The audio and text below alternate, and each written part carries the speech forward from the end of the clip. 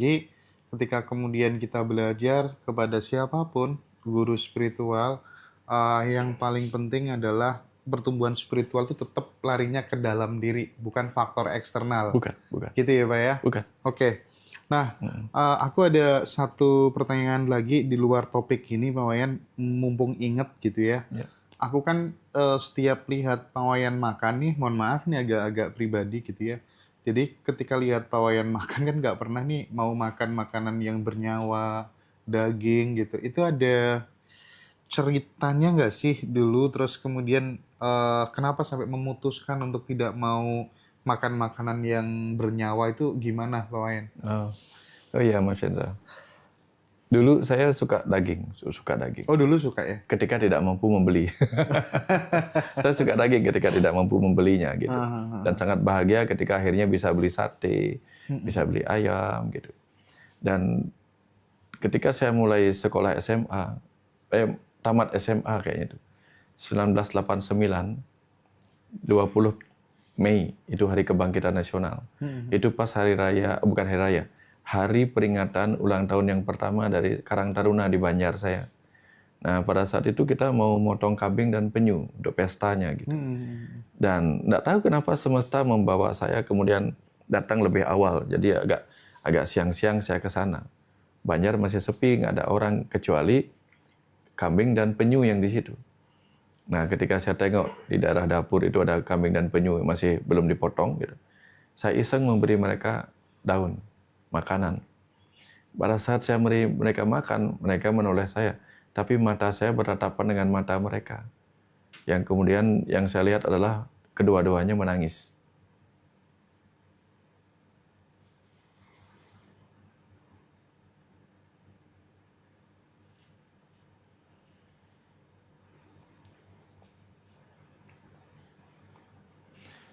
Sejak itu kemudian saya memutuskan untuk tidak makan daging lagi, Mas Hendra. Sejak itu. Lalu saya kepikiran untuk, ya saya masih membutuhkan protein. Mungkin dengan ikan boleh, saya bilang begitu dalam hati. Hampir kurang dari seminggu kemudian saya mancing di depannya Discovery. Ada karang-karang laut itu. Saya mancing di situ. Tumben dapat ikan besar seginilah, hampir 30 cm lah. Ikan besar dapatnya. Begitu ikan besarnya saya lepaskan dari kailnya, baru mau saya masukkan, dia menggeliat. Akhirnya menggeliat-geliat dan jatuh. Saya mau menangkapnya dan saya jatuh. Saya jatuh, kaki saya langsung lecet-lecet di karang itu, Mas Hendra. Agak jauh ke tengah gitu. Kailnya langsung patah. Lalu saya terduduk, merenung. Akhirnya saya sadar, oke, kalau ikan pun nggak boleh, ya nggak apa-apa. Saya bilang gitu. Itu jadi yang membuat saya berhenti. lebih pada ada perasaan kasih sayang, nggak tega aja menyakiti gitu ya, lumayan ya sebenarnya ya. Itu. Bukan karena apa-apa gitu ya. Enggak karena apa-apa. Bukan karena ini pantangan, ini berdosa, ini enggak. Saya nggak pernah merasa dulu makan daging nggak merasa paling berdosa. Setelah tidak makan daging tidak merasa paling suci. Tapi dulu ketika belum vegetarian tuh agak komplain juga sama orang yang vegetarian. Komplain sama orang vegetarian. Kenapa juga harus vegetarian? Kita kan butuh ikan dan kita diciptakan bla bla bla. Saya punya pembenarannya. Dan gara-gara akhirnya saya memutuskan itulah saya bisa mengerti, saya tidak boleh menyalahkan siapapun. Semua orang sudah memilih jalannya masing-masing. Semua sudah sempurna di tempatnya masing-masing. Yang vegetarian silahkan, yang non-vegetarian juga silahkan. Semua sudah baik di tempatnya masing-masing, sesuai dengan tugas hati nuraninya juga. Gitu. Oke ya, teman-teman, mudah-mudahan perspektif dari beliau tadi bisa mengawal ya, sebagai referensi untuk mengawal perjalanan spiritual kita bersama ya teman-teman, untuk senantiasa bertumbuh menjadi lebih baik gitu ya.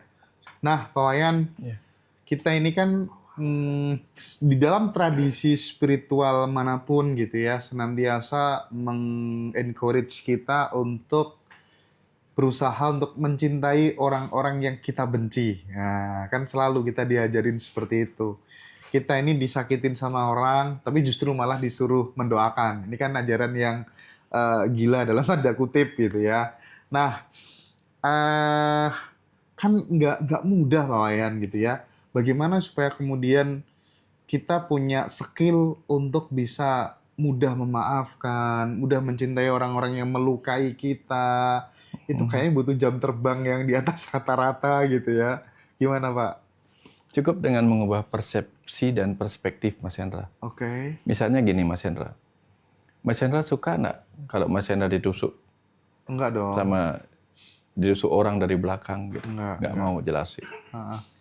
Tapi kalau yang nusuk dokter dengan jarumnya, nah, langsung berubah ya. Iya, langsung Bagaimana berubah. kalau yang nusuk itu tukang tato dan kita memang pingin?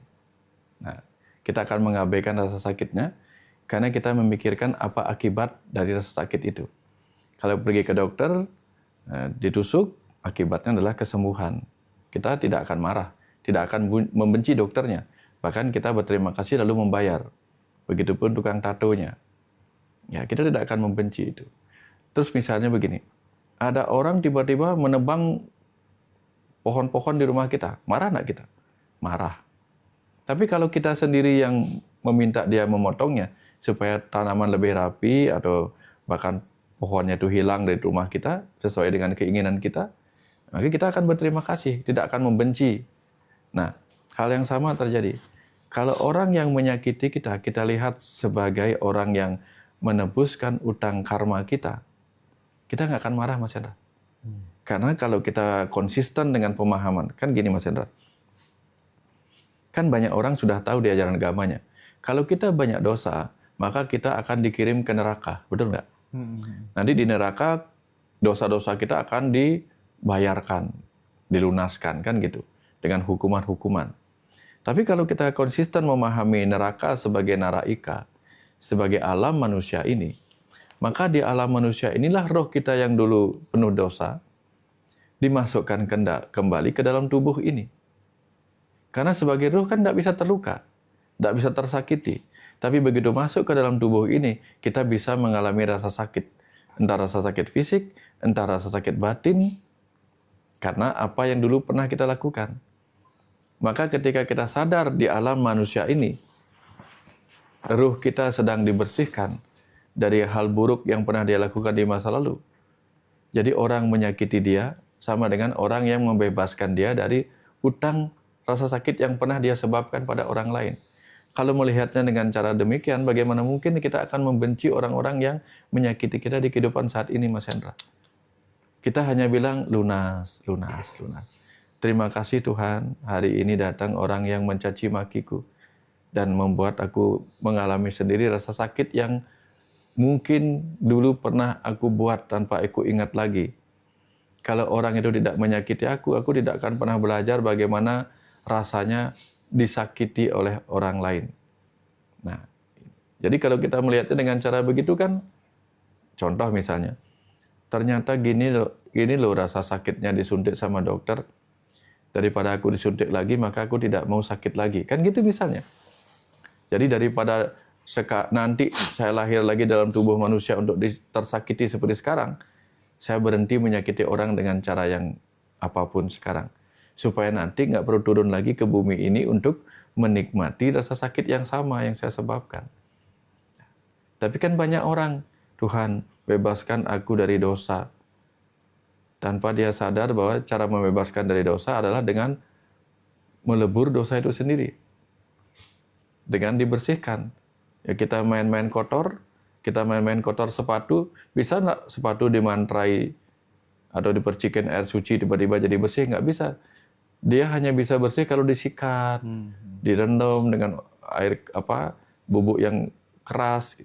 Nah, kehidupan kita sebagai ruh di dalam tubuh manusia ini, di alam manusia ini kan juga harus dibersihkan dengan cara dikerasi. Hanya dengan cara dikerasin kita bisa bebas. Sama juga dengan orang-orang kaya, Mas Hendra. Dia hidup dengan kemiskinan. Supaya dia menjadi kaya, kan tidak serta-merta dia dapat hadiah togel atau apa gitu. Pasti kerja keras. Mas Hendra membagi pencerahan ini kerja keras. Dari Tuban ke Surabaya ini kan 2,5 jam. Lumayan itu kan. Lumayan. Padahal Mas Hendra ingin berbuat baik. Ingin berbuat baik aja Mas Hendra mesti jalan jauh ke sini gitu. Ya, saya dari Bali ke sini untuk berbagikan pengalaman-pengalaman yang membuat kita bisa menerima hidup ini. Oke. Berarti setiap ketidaknyamanan, ketika kemudian kita dilukai, disakiti, penderitaan, itu semua sebenarnya adalah undangan untuk sebuah pertumbuhan diri kita gitu ya Pak Wayan ya? Persis Mas Indra. Ketidak. Kapan kita bisa memisahkan tidak dan nyaman itu, maka kita akan mencapai kenyamanan. Misalnya, kita disakiti orang, kita menyebutnya ini rasa tidak nyaman. Tapi coba pisahkan. Disakitin orang, kita bilang tidak nyaman. Kenapa bisa tidak nyaman menjadi nyaman? Karena kita mengatakan kamu tersakiti, tidak nyaman. Tapi kalau kita tidak memisahkan tuh kamu tersakiti, ya tidak nyaman. Gitu. Nah, bagaimana cara memisahkan itu dengan perspektif tadi, Mas Hendra? Perspektif tadi. Nah, di mana-mana dalam cerita dongeng sudah disampaikan. Misalnya ada kisah-kisah di masa dulu kita kecil-kecil kan sering didongengin. Bagaimana orang-orang itu menerima dirinya disakitin, tapi kemudian seperti kisah Cinderella lah, disakiti oleh saudara tirinya atau apa, tiba-tiba dia ketemu pangeran, gitu kan. Bagaimana dia memaafkan mereka saudara-saudara yang pernah menyakitinya, gitu. Atau misalnya di ajaran-ajaran kebajikan beliau, ya Nabi, kan ada cerita di mana Nabi kemudian pernah tanda petik diludahi mungkin ya, tapi beliau bahkan mendoakan. Karena beliau pasti melihat sesuatu yang tidak dilihat oleh banyak orang. Orang lain pasti bingung melihatnya. Sama dengan Bisma yang agung, yang tak termatikan, yang tak terbunuh, tak terkalahkan, mengizinkan dirinya kalah oleh satu panah Sri Kandi. Kenapa? Karena beliau mengerti bahwa Sri Kandi dulunya Dewi Amba yang pernah dia bunuh.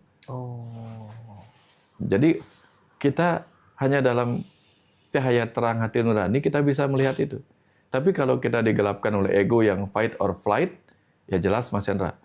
Ketika orang datang menyakiti kita, pilihannya cuma dua. Kalau ego ya, menghindari rasa sakit dengan flight atau melawan orang itu, balas menyakitinya sebelum dia menyakiti kita. Nah, itu reaksi ego Mas Hendra. Tapi kalau reaksinya hati nurani, ya diam aja. Kegelapan dibiarkan datang untuk dicerahkan. Gitu. Pengalaman saya begitu Mas Hendra. Saya gini-gini bukan orang yang terbebas dari orang yang membenci, Mas Hendra. Saya juga ada orang membenci, ada orang begini. Tapi reaksi saya gimana? Nggak apa-apa, biasa aja. Karena saya sudah paham di Bali sudah biasa diajarkan ilmu dualitas itu, yang disebut ruwa bineda. Ruwa itu dua, bineda itu dua yang berbeda itu, tapi satu kesatuan. Di YouTube aja kalau kita mau belajar meditasi di YouTube, saya meditasi memantengi gininya, mengamati YouTube channelnya, yang YouTube studionya. Begitu saya share video, ada 100 orang yang like misalnya, saya tunggu-tunggu sampai ada 1-2 orang yang dislike. Begitu ada yang menekan dislike, lalu saya bilang, sempurna. Ya karena memang doa-doanya disiapkan. Gitu. Karena kalau semua orang menyukai apa yang kita bikin, nah itu nggak mungkin. Pasti ada yang 1-2 orang tidak suka. Nah, jadi kalau kita membuat video hanya didatangin oleh orang yang suka, itu bukan tantangan. Tapi kalau sampai video kita didatangin oleh orang yang tidak suka, nah itu berarti apa? Ada manfaatnya cahaya kita. Kenapa? Cahaya yang didatangi oleh orang-orang bercahaya tidak terlalu berguna. Tapi cahaya yang didatangin oleh kegelapan itu jauh lebih bermanfaat. Cahaya yang didatangi oleh kegelapan, iya benar. Jauh lebih bermanfaat. Karena fungsi cahaya begitu Mas Hendra. Iya. Tapi Pak Wayan,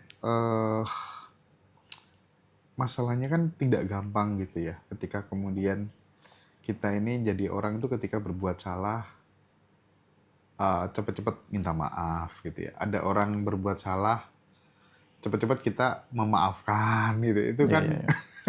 Memang nggak mudah, Mas. Nggak mudah gitu ya. Makanya dipelajarin. Kalau mudah kan nggak dipelajari. Tapi yang paling menarik ya aku ketika kemudian ngobrol sama Pak Wayan dari case-case, dari cerita-ceritanya, moral story ketika kemudian mancing tadi gitu ya. Ketika ikan yang sudah nyangkut di kail terus tiba-tiba lepas, pawayan terjatuh, licet-licet, terus kemudian duduk. Duduk itu kan menghikmai setiap peristiwa yang sedang dialami. Nah, itu kan tidak gampang tuh. Tipsnya gimana supaya kemudian dalam kondisi apa saja yang nggak sesuai dengan ekspektasi tentunya, yang kemudian menurut mainstream itu dianggap sebagai masalah gitu ya, itu kita selalu punya skill, punya keterampilan untuk menghikmai gitu setiap peristiwa yang kita alami sehingga hidup ini enteng gitu loh, ringan gitu loh, nggak ada masalah yang serius gitu. Gimana tuh Pak? Saya dulu kecilnya memang suka matematika, Mas Hendra. Suka matematika, suka teka-teki silang, suka mencari, kan biasanya ada tuh gambar carilah 5 perbedaan gitu. Dan saya tidak akan berhenti sebelum saya menemukan soal itu. Kalau di matematika, saya tidak akan berhenti sebelum menemukan jawabannya. Dan ketika saya berpikir, saya mencari kebenaran, saya tidak akan berhenti sebelum saya melihat kebenaran itu. Selama saya masih melihat itu salah, saya akan mencari sampai ketemu kebenarannya. Itu bagi saya challenge, Mas Hendra. Sehingga ketika saya mencari hikmah, saya tidak akan berhenti sebelum saya menemukannya. Apa sih maksudnya saya mengalami ini, gitu Mas Hendra. Dan itu proses pembelajaran. Tapi selama saya belum menemukan, selama itu saya akan cari, Mas Hendra. Seperti halnya saya mencari Tuhan itu apa sih? Tuhan itu siapa sih? Gitu. Kenapa orang-orang dulu mengajarkan Tuhan adalah si A, si B, si C gitu. Kenapa beda-beda gitu? Saya juga mencari. Kalau agama itu bertujuan baik, kenapa ada pertikaian antar agama? Ini masalahnya di mana? Saya cari, Mas Hendra. Sampai saya ketemu. Oh, ya, ternyata ketika orang bertikai hanya gara-gara memberi nama yang berbeda, oh di situ kemudian saya paham.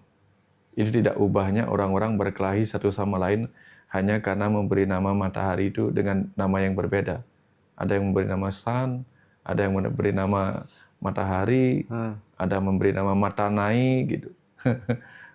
Jadi orang jadi bertengkar kelihatan lucu gitu. Nah, jadi dalam berbagai hal dalam hidup saya selalu tertantang menemukan maknanya. Itu caranya, Mas Hendra. Kenapa tidak kita jadikan hal yang sama ketika misalnya kalau kita lapar, tidak ketemu makanan, orang bisa sampai mencuri demi mendapatkan makanan. Orang kalau tidak ketemu air, dia bisa melakukan apa saja demi mendapatkan air. Bahkan kalau tidak ketemu udara, orang bisa melakukan apa saja untuk menemukan udara.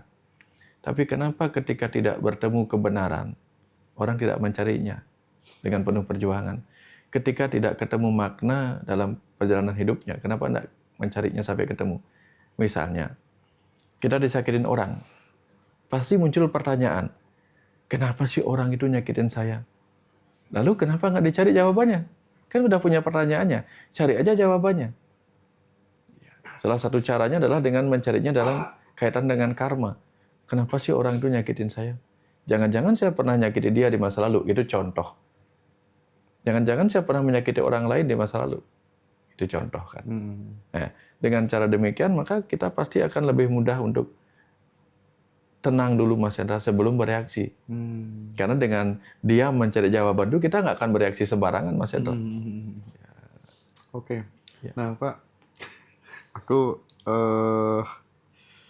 mulai belajar untuk kemudian mendoakan orang-orang yang melukai, yang menyakiti gitu ya.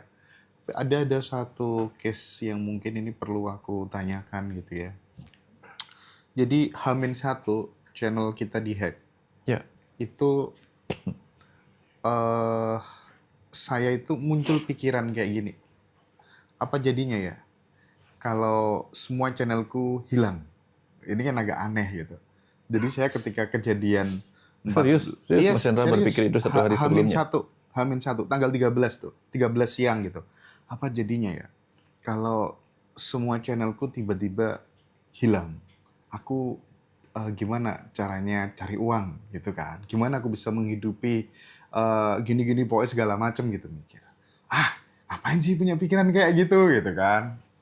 Oke, terus 14 malamnya 15 dini hari ya mungkin ya. atau 14 dini hari ya mungkin ya. Itu tuh pagi-pagi bangun tidur dikasih tahu sama anak-anak. Pada nangis semua anak-anak tuh. Karena channel segitu banyaknya hilang gitu kan. Loh, itu saya speechless. Aduh, aku kemarin mikir apa gitu ya. Tapi 1 minggu sebelumnya itu saya mimpi, Wayan. Mau ada orang yang membunuhmu dalam tanda kutip gitu. Tapi kamu tenang aja gitu. Setelah saya dengar kata tenang aja gitu, balik kok gitu kan. Meskipun susah sebenarnya, keajaiban lah itu bisa balik. Karena semuanya udah hilang gitu. Nah, yang ingin saya tanyakan tadi Wayan, kita ini kan nggak nge-create pikiran negatif kayak gitu. Tiba-tiba muncul aja gitu ya. Terus gimana ya biar kita senantiasa nggak kayak gitu. Ada nggak tips-tips yang misalnya kayak gimana sih supaya hidupnya selalu bersyukur terus sehingga tidak ada kekhawatiran, tidak ada ketakutan gitu, gimana kawan? Saya masih ingat cerita ini Mas Hendra. Ada seorang pemanjat tebing kalau tidak salah. Bukan pemanjat tebing apa akrobatik ya. Dia akrobat. Dia selalu berhasil menyeberangi dengan tali menyeberangi sebuah tempat, entah apapun itu jurang atau apa. Dia akan jalan di sana dengan sebuah tongkat. Tidak pernah dia gagal, Mas Hendra. Tapi di hari terakhir dia menyeberangi 2 gedung tinggi, di situ dia jatuh dan mati. Usut punya usut, ternyata keluarganya mengatakan, ini pertama kalinya dia berpikir, jangan-jangan hari ini aku jatuh. Gitu. Jangan-jangan hari ini aku jatuh. Sebelum-sebelumnya dia selalu confident. Tidak pernah ada rasa takut apapun. Tumben di hari ini tiba-tiba dia merasakan hal yang sama. Gitu. Dia berpikir bahwa jangan-jangan kali ini aku jatuh. Sehingga aku harus lebih berhati-hati. Nah justru ketika itu dia jatuh. Nah, itu yang pertama bahwa apa yang kita pikirkan bisa saja menjadi kenyataan. Apalagi kalau misalnya seperti Mas Hendra, dulu sudah sering kan kita ngobrolkan bagaimana apa yang Mas Hendra pikirkan mudah menjadi kenyataan. Apalagi hal-hal yang negatif. Tapi apakah selalu hal negatif yang Mas Hendra pikirkan akan menjadi kenyataan? Belum tentu juga. Enggak. Dan jangan-jangan ini memang harus demikian. Harus demikian. Kejadiannya memang akan seperti ini. Tapi Mas Hendra kemudian diberikan pelajaran-pelajaran banyak. Satu, pelajaran bahwa hal yang akan terjadi bisa jadi akan diberitahukan oleh siapa? Oleh yang tahu di dalam.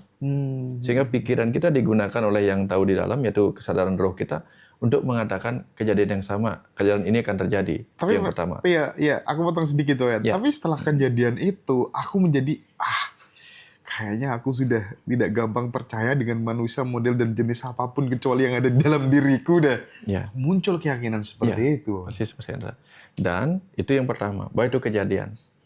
Tapi bahwa kemudian dia juga yang memberikan pelajaran untuk mengatakan apa? Nah, sekarang kamu lihat hal yang tidak mungkin menjadi mungkin. Bahwa apa yang kamu pikirkan negatif tiba-tiba menjadi kenyataan. Dia bilang begitu di dalam ini. Dan hilang betul. Tapi kemudian dia juga yang mengatakan, dan di tengah kesulitan channelmu kembali, aku pun akan memberikan keajaiban yang lain. Channelnya kembali dengan cepat pula kan. Itu bahwa di situ kita paham, Mas Hendra, jadi ini pelajaran untuk kita bersentuhan dengan keajaiban. Keajaiban yang tak terpikirkan. Bahwa sebelumnya kita punya orang-orang hebat yang mungkin bisa membantu. Terima kasih banyak ya. Doanya teman-teman semuanya ya luar biasa ya. Tapi sebenarnya sudah gak berharap juga sih Pak Wayan sebelum balik itu. Justru ketika nggak berharap itulah kepasrahan Mas Hendra. Iya benar. Tapi kan sebelum Mas Hendra mengalami kepasrahan itu kan Mas Hendra bercerita dulu sama teman-teman yang siap membantu kan. Iya, Mas Hendra kontak orang-orang yang kira-kira dapat penting. Nah itulah Mas Hendra menggunakan 12% modalitasnya itu kekuatan pikiran sadarnya. Sisanya itu nggak tahu kita. Doa-doa orang-orang yang membutuhkan ngaji roso gitu.